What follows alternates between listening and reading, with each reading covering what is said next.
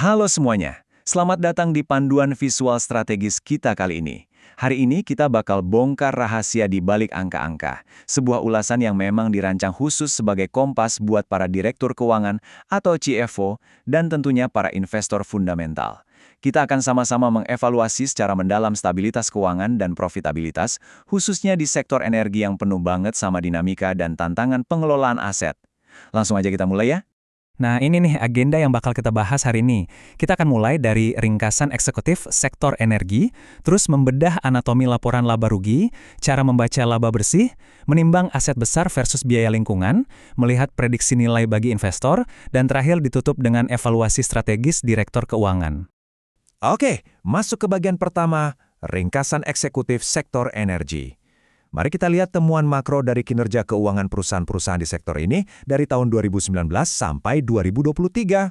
Datanya benar-benar ngebuka mata nih. Riset menunjukkan kalau ukuran perusahaan yang diukur dari total aset itu terbukti punya dampak positif dan signifikan ke profitabilitas. Jadi, makin besar perusahaannya, pengelolaan operasionalnya cenderung makin efisien. Terus gimana dengan struktur modal atau rasio utangnya? Ternyata, variasi struktur modal ini belum kasih dampak yang signifikan ke keuntungan. Dan ini nih yang paling sering jadi perdebatan. Penerapan akuntansi hijau atau pengeluaran lingkungan.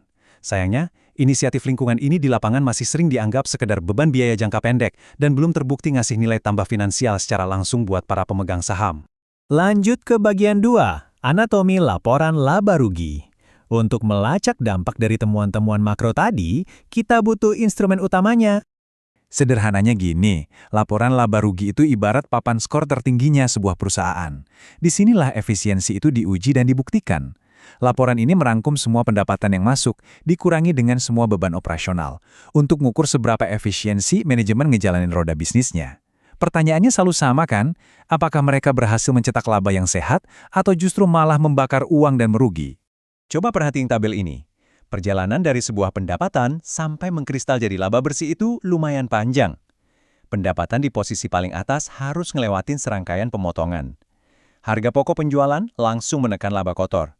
Terus, beban biaya operasional, nah disinilah tersembunyi biaya penerapan akuntansi hijau dan pelestarian lingkungan yang bakal terus menggerus laba operasional. Terakhir, barulah dipotong kewajiban bunga utang dan pajak.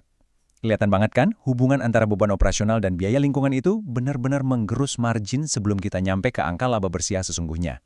Yang menarik di sini, membedah laba kotor dan ngebandinginnya dengan realisasi operasional itu sangat amat krusial buat manajemen. Kenapa? Karena analisis ini langsung ngebantu kita ngevaluasi apakah target pengendalian biaya dari manajemen, termasuk inisiatif pengeluaran tata kelola lingkungan tadi, benar-benar berjalan efisien atau enggak. Ingat, fokus mendalam pada kaitan efisiensi biaya operasional dengan nilai aset ini penting banget. Kalau lengah, biaya operasional bisa lepas kendali, menghancurkan nilai aset perusahaan, dan pelan-pelan melumpuhkan profitabilitas dari dalam. Masuk ke bagian 3, cara membaca laba bersih. Buat para investor pemula, gimana sih cara praktis nemuin indikator utama efisiensi ini? Buat Anda yang baru mulai investasi fundamental, urutan langkah nyari data laba bersih ini gampang banget kok. Pertama, download dulu laporan keuangan resminya di website Bursa Efek Indonesia atau situs perusahaan terkait. Kedua, nggak usah pusing sama ratusan halaman dokumen itu, langsung aja scroll ke halaman laporan laba rugi. Ketiga, cari baris yang biasanya ada di paling bawah, namanya laba periode berjalan. Atau kalau mau yang lebih praktis lagi, Anda bisa langsung cek angka ini lewat aplikasi investasi. Angka inilah yang kita sebut sebagai bottom line. Kenapa sih ngikutin langkah sederhana tadi itu menentukan banget? Seperti kata Pak Teddy Wisyadi di sini, laporan keuangan itu nggak pernah bohong. Dia adalah cerminan jujur dari kondisi perusahaan. Apakah mereka lagi tumbuh, stagnan, efisien, atau malah boros? Dengan rajin ngecek bottom line, Anda sebagai investor bisa melindungi diri dari jebakan naruh uang di perusahaan yang nggak becus ngelola efisiensinya. Bagian 4. Aset besar versus biaya lingkungan. Ini ngebawa kita ke sebuah pertanyaan strategis tentang stabilitas perusahaan energi. Ini benar-benar gambarin dilema yang terjadi di sektor energi saat ini. Di satu sisi, punya aset tetap yang raksasa itu ngebantu banget perusahaan buat naikin efisiensi lewat skala ekonomi, plus gampang dapat dana eksternal. Tapi di sisi lain, penerapan biaya lingkungan atau akuntansi hijau ini seringnya malah jadi pedang bermata dua. Saat ini pengeluaran itu masih dianggap sebagai beban jangka pendek yang menekan laba operasional, dan ironisnya, pasar saham belum merespons itu sebagai sinyal positif. Jadi ada tarik ulur yang nyata antara efisiensi pengelolaan aset besar dan beban biaya pelestarian lingkungan. Bagian 5. Prediksi nilai bagi investor. Terus, gimana investor pakai tolok ukur fundamental laba bersih ini buat memprediksi masa depan? Perlu banget ditekankan, laba bersih itu bukan sekedar angka mati di ujung laporan keuangan. Ini tuh amunisi utamanya investor. Investor di sektor energi pakai laba bersih buat memprediksi imbalan investasi mereka, kayak dividen. Lebih dari itu, laba bersih adalah bahan baku utama buat ngitung rasio penting kayak ROI dan ROE. Dari laporan laba rugi inilah, investor bisa menilai prediksi nilai perusahaan di masa depan, sekaligus ngasih rapor seberapa efektif kinerja manajemen dalam mengelola aset dan biaya operasional. Kalau kita lihat langsung ke formulanya di layar, kelihatan jelas kan? Earning after interest and tax alias laba bersih setelah dikurangi bunga dan pajak, itu langsung dijadiin angka pembilang buat ngitung return on equity. Dari sinilah keputusan investor terhadap saham sektor energi itu bermula.